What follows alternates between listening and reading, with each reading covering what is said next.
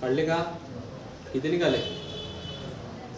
लक्ष द्या, बोर्डकडे लक्ष द्या. हा एक दिसला का असा? ठीक आहे, हा एक दिसला, 2, हा एक 3. ठीक आहे, आणि हा पूर्ण एक वर किती इकडे किती निघाले? 4. हा एक, हा एक आणि हा एक किती निघाले?